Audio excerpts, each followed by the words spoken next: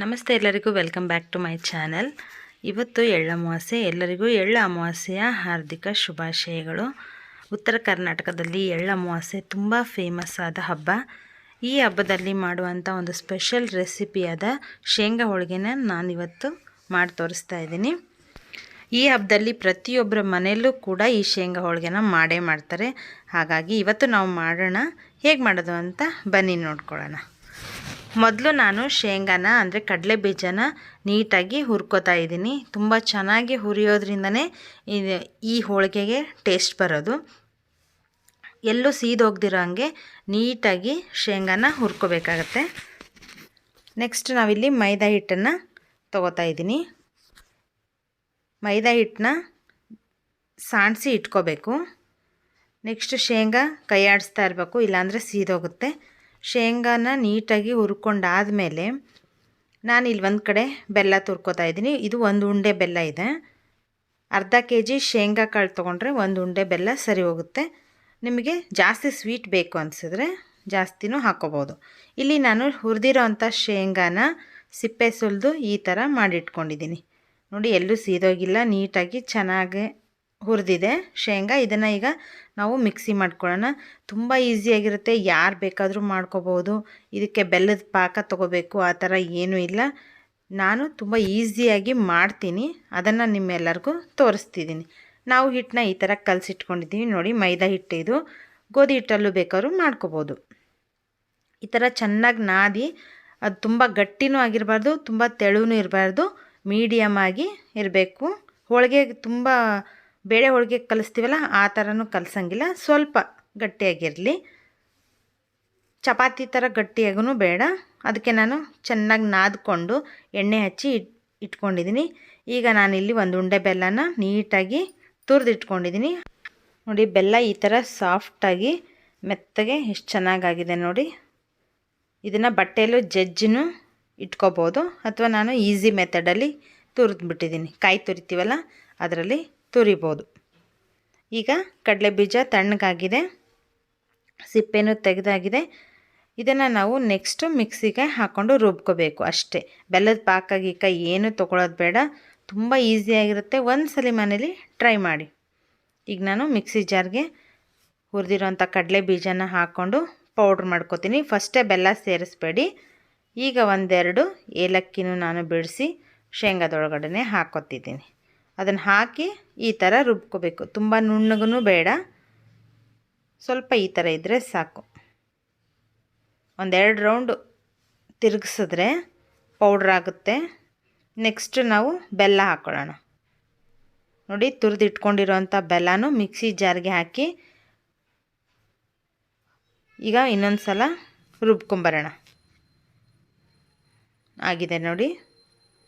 ಈಗ ನಾನು ಶೇಂಗಾ ಮತ್ತು ಬೆಲ್ಲನ ಎರಡನ್ನೂ ರುಬ್ಬಿದ್ದೀನಿ. ಈ ಥರ ಆಗಿದೆ. ಶೇಂಗಾ ಹೋಳಿಗೆ ಅಂತೂ ತುಂಬಾ ಈಸಿ, ಮಾಡೋಕ್ಕೆ ಕಷ್ಟ ಅನ್ಕೋತೀವಿ ಅಷ್ಟೇ. ಅದರಷ್ಟು ತುಂಬಾ ಈಸಿಯಾಗಿರೋವಂಥ ಹೋಳಿಗೆ ಇನ್ನೊಂದಿಲ್ಲ. ನೀಟಾಗಿ ಈ ಥರ ಮಿಕ್ಸ್ ಮಾಡ್ಕೋಬೇಕು. ಬೆಲ್ಲ ಮತ್ತು ಕಡಲೆ ಬೀಜದ ಪೌಡ್ರು ಎರಡೂ ಸೇರಿ ನೀಟಾಗಿ ಮಿಕ್ಸ್ ಆಗಿರಬೇಕು. ಇಲ್ಲಿ ನಾನು ಒಂದು ಅರ್ಧ ಕಪ್ನಷ್ಟು ನೀರನ್ನು ಬಿಸಿ ಮಾಡಿಟ್ಕೊಂಡಿದ್ದೀನಿ. ಅದನ್ನು ಸ್ವಲ್ಪನೇ ಹಾಕೋಬೇಕು. ಇದಕ್ಕೆ ಸ್ವಲ್ಪ ಹಾಕ್ಕೊಂಡು ಈ ಥರ ಕೈ ಆಡಿಸ್ಬೇಕು. ಸ್ವಲ್ಪ ಹಾಕಿದ್ರೆ ಸಾಕು, ತುಂಬ ಹಾಕಿದ್ರೆ ನೀರಾಗೋಗುತ್ತೆ, ಆಮೇಲೆ ಹೋಳಿಗೆ ಬರಲ್ಲ. ಸ್ವಲ್ಪನೇ ಬಿಸಿ ನೀರನ್ನು ಹಾಕ್ಕೊಂಡು ಆ ಥರ ಮಾಡಿಟ್ಕೊಂಡಿದ್ದೀನಿ. ಹಿಟ್ಟು ತುಂಬಾ ಚೆನ್ನಾಗಿ ನೆಂದಿದೆ. ಒಂದು 1 ಅವರ್ 2 ಅವರ್ ಮುಂಚೆ ನೆನೆಸಿದ್ರೆ ಸಾಕು, ಹಿಟ್ಟು ತುಂಬ ಚೆನ್ನಾಗಾಗಿರುತ್ತೆ. ಈಗ ನಾನು ಸ್ವಲ್ಪ ಹಿಟ್ಟನ್ನು ಅಗಲವಾಗಿ ಲಟ್ಟಿಸ್ಕೊಂಡು ಅಥವಾ ಕೈಯಲ್ಲೇ ಇದನ್ನು ಮಾಡಿಕೊಂಡು ಹೂರಣನ ಅದರಲ್ಲಿಟ್ಟು ಈ ಥರ ಹೋಳಿಗೆನ ಮಾಡ್ಕೋತಾ ಇದ್ದೀನಿ. ನೋಡಿ, ಹಿಟ್ಟು ತುಂಬ ಚೆನ್ನಾಗಿ ನೆಂದಿರೋದ್ರಿಂದ ಸ್ವಲ್ಪ ಕೂಡ ಹರಿಯಲ್ಲ. ನೋಡಿ, ಈಗ ನಾನು ಮಾಡಿ ತೋರಿಸ್ತೀನಿ. ಒಂಚೂರು ಹರಿಯಲ್ಲ. ಈಗ ಅದನ್ನು ನಾವು ಸ್ವಲ್ಪ ಹಿಟ್ಟು ಹಾಕ್ಕೊಂಡು ಲಟ್ಟಿಸ್ಕೋಬೇಕು, ಅಥವಾ ಎಣ್ಣೆ ಹಾಕ್ಕೊಂಡು ಲಟ್ಟಿಸಿದ್ರೂ ಆಗುತ್ತೆ. ನೋಡಿ, ಇಷ್ಟು ದೊಡ್ಡದು ಮಾಡಿದ್ರು ಎಲ್ಲೂ ಒಂಚೂರು ಹೂರಣ ಈಚೆ ಬಂದಿಲ್ಲ, ಆಮೇಲೆ ಹರಿದೋಗಿಲ್ಲ. ಈಗ ತವಾದ ಮೇಲೆ ಹಾಕಿ ಬೇಯಿಸೋದಷ್ಟೇ. ಇದಕ್ಕೆ ಎಣ್ಣೆ ತುಪ್ಪ ಬೇಕಾದ್ರೆ ಹಾಕ್ಬೋದು, ಎಣ್ಣೆ ಮಾತ್ರ ಹಾಕಂಗಿಲ್ಲ. ಎಣ್ಣೆ ಹಾಕ್ದೇನೆ ಹಾಗೆ ಬೇಯಿಸ್ಕೊತಾ ಇದ್ದೀನಿ. ಬೇಕಾದ್ರೆ ನೀವು ತುಪ್ಪ ಹಾಕ್ಕೊಂಡು ಬೇಯಿಸ್ಕೋಬೋದು.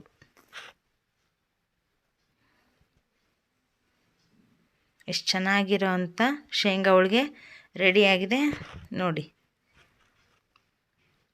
ಹೂರಣ ಹೆಚ್ಚು ಆಗಿಲ್ಲ ಕಮ್ಮಿನೂ ಆಗಿಲ್ಲ, ಹಿಟ್ಟು ಹೆಚ್ಚು ಆಗಿಲ್ಲ ಕಮ್ಮಿನೂ ಆಗಿಲ್ಲ. ತುಂಬ ಚೆನ್ನಾಗಿ ಬಂದಿದೆ ಶೇಂಗಾ ಹೋಳಿಗೆ. ತುಂಬ ಈಸಿಯಾಗೂ ಮಾಡ್ಕೋಬೋದು. ಬೆಲ್ಲದ ಪಾಕ ತೆಗೆದು ಮಾಡ್ತೀನಂದರೆ ಸ್ವಲ್ಪ ಕಷ್ಟನೇ.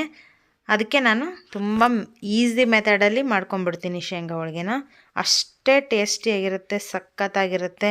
ಈ ಅಮಾವಾಸ್ಯೆಯಲ್ಲಂತೂ ಎಲ್ಲರ ಮನೇಲೂ, ಉತ್ತರ ಕರ್ನಾಟಕದಲ್ಲಿ ಎಲ್ಲರ ಮನೇಲೂ, ಪ್ರತಿಯೊಬ್ಬರ ಮನೇಲೂ ಶೇಂಗಾ ಹೋಳಿಗೆ, ಎಳ್ಳು ಹೋಳಿಗೆ, ಜೋಳದ ರೊಟ್ಟಿ, ಸಜ್ಜಿ ರೊಟ್ಟಿ, ಒಂದು 4 ಥರದ ಪಲ್ಯ, ಒಂದು 4 ಥರದ ಚಟ್ನಿ ಪುಡಿ, ಮೊಸರು, ಮಜ್ಜಿಗೆ, ಅನ್ನ, ಸಾಂಬಾರು, ಆಮೇಲೆ ಈ ಥರ ಎಳ್ಳು ಹೋಳಿಗೆ, ಶೇಂಗಾದ ಹೋಳಿಗೆ, ಇನ್ನು ನಮಗೇನೇನು ಬೇಕೋ ಅದನ್ನೆಲ್ಲನೂ ಮಾಡಿಕೊಂಡು ಹೊಲಕ್ಕೆ ಬುತ್ತಿ ಕಟ್ಕೊಂಡು ಹೋಗಿ ಅಲ್ಲಿ ಭೂಮಿ ತಾಯಿ ಪೂಜೆ ಮಾಡಿ ಆಮೇಲೆ ಎಲ್ಲರೂ ಕೂತ್ಕೊಂಡು ಊಟ ಮಾಡಿಕೊಂಡು ಬರೋದಕ್ಕೆ ನಮ್ಮ ಕಡೆ ಇದೆ ಚರಗ ಚೆಲ್ಲೋದು ಅಂತಾರೆ. ಎಳ್ಳು ಅಮಾವಾಸ್ಯೆಯಲ್ಲಿ ಈ ಪದ್ಧತಿನ ಆಚರಿಸ್ತಾರೆ. ತುಂಬ ಚೆನ್ನಾಗಿರುತ್ತೆ.